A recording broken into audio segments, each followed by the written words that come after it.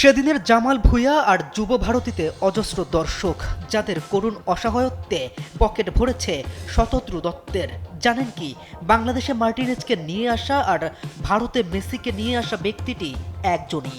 শুধু Messi Martinez নয়, Maradona, পেলে, এমনকি কাফুও সাউথ এশিয়ায় এসেছিলেন শতদ্রুর হাত ধরেই। কিংবদন্তিদের সাউথ এশিয়ায় নিয়ে আসা, নিজের পকেট ভরে জামাল ভুঁইয়া সহ ভক্তদের হৃদয় ভাঙায় মানুষটার প্রফেশন আসলে কি, তিনি কি করেন।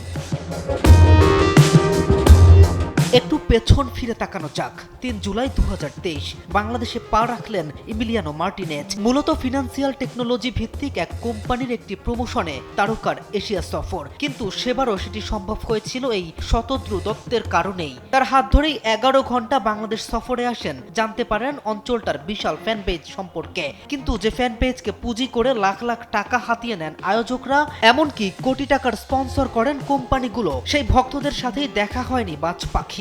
এমনকি বাংলাদেশ জাতীয় ফুটবল দলের সদস্যদের সাথে পর্যন্ত দেখা করার সুযোগ করে দেয়া হয়নি বিশ্বকাপ জয়ী এই গোলকিপারকে। জামাল ভুঁইয়া, আনিসুর রহমান জিকোদের সেই অশ্রুসিক্ত নয়ন যেন প্রতিফলিত হয়েছে কলকাতার দর্শকদের চোখে।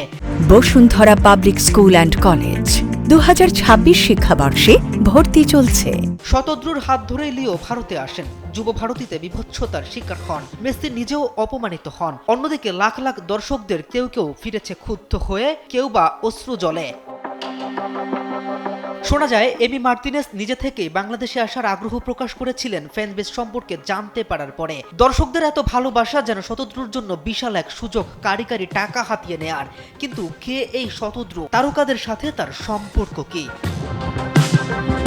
পশ্চিমবঙ্গের হুগলি জেলার বিশরায় বসবাসকারী শতদ্রু দত্ত মূলত একজন স্পোর্টস প্রমোটার। তবে ব্র্যান্ড এবং সেলিব্রিটিদের মধ্যে তিনি তৃতীয় পক্ষ হয়ে কাজ করেন, ফলে দুদিক থেকে ইনকামের রাস্তা খোলা থাকে এই ভারতীয়র। ফিন্যান্স বা বিনিয়োগ খাতে তার কর্মজীবন শুরু করলেও পরবর্তীতে তিনি ২০০৮ সালে ম্যারাডোনা এবং ২০১১ সালে লিওনেল মেসির কলকাতা সফরের মতো বড় ইভেন্টগুলো দেখে অনুপ্রাণিত হন এবং এরপর নিজেই তৃতীয় পক্ষ হিসেবে বিখ্যাত ব্যক্তিদের সাথে কাজ শুরু করেন।